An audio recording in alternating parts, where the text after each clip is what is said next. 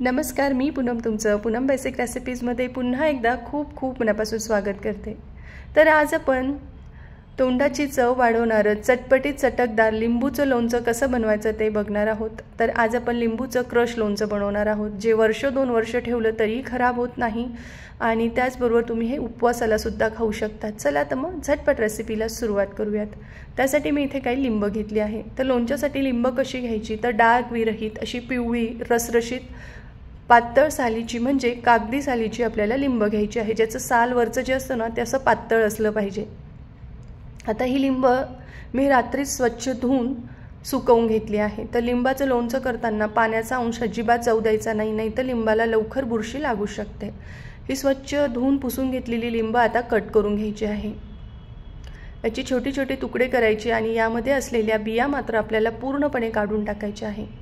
महत्त्वाची टीप आहे, एक जरी बिया लोणच्यामध्ये गेली तर लिंब आपलं कडवट लागतं, अगदी मुरल्यानंतर सुद्धा मग ते कडू लागतं। त्यामुळे ना इथे एक सुद्धा बारीक सुद्धा लिंबाची बी जाऊ द्यायची नाही, लक्षात असू द्या। सगळे लिंब मी याच पद्धतीने या ठिकाणी चिरून घेणार आहे। आता चिरत असताना सुद्धा ना अशी खोलकट ताटली वापरायची, म्हणजे जो काही रस आहे ना तो आपल्या या ताटलीमध्ये जमा होतो। तर मी इथे सगळे लिंब चिरून घेतले आहे आणि ना काही लिंबांना खूप जास्त जाड असं चिरताना साल दिसत होतं, ते मी काढून टाकलेलं आहे बघा। आता एका मीडियम साईजच्या मिक्सरच्या भांड्यामध्ये आपल्याला ही चिरून घेतलेली लिंबाच्या फोडी टाकायच्या आणि त्याचबरोबर त्याचा रस सुद्धा आपल्याला यामध्ये टाकून घ्यायचा आहे आणि याला छान क्रश करून घ्यायचं आहे। हे क्रश झालं की मग आपण याचं आता लगेचच लोणचं तयार करणार आहोत। तर बघा, एक सुद्धा यामध्ये फोड नाही आहे, व्यवस्थित हे आपलं क्रश झालेलं आहे। तुम्ही याचा वापर जॅम म्हणून सुद्धा करू शकतात, मुलांना पोळीला लावून दिलं की मुलं अगदी आवडीने खातात। आता हे तयार केलेले जो क्रश आहे ना तो मोजून घ्यायचा आहे, यावरच आपल्याला साखरेचं प्रमाण ठरवायचं आहे।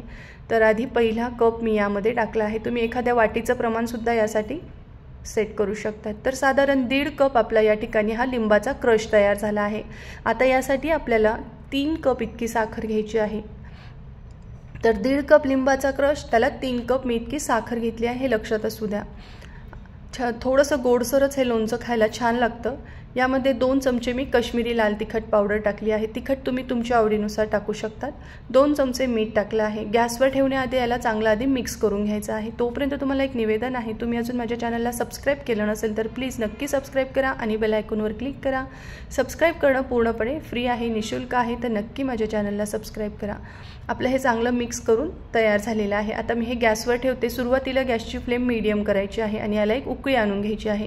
एक उकळी या मिश्रणाला आल्यासारखी दिसली की हे मिश्रण चांगलं पातळ व्हायला लागतं बघा, यातली साखर सगळी मेल्ट व्हायला लागते। नंतर जसं जसं हे शिजतं हे थोडं घट्ट आणि ट्रान्सपरंट व्हायला लागतं।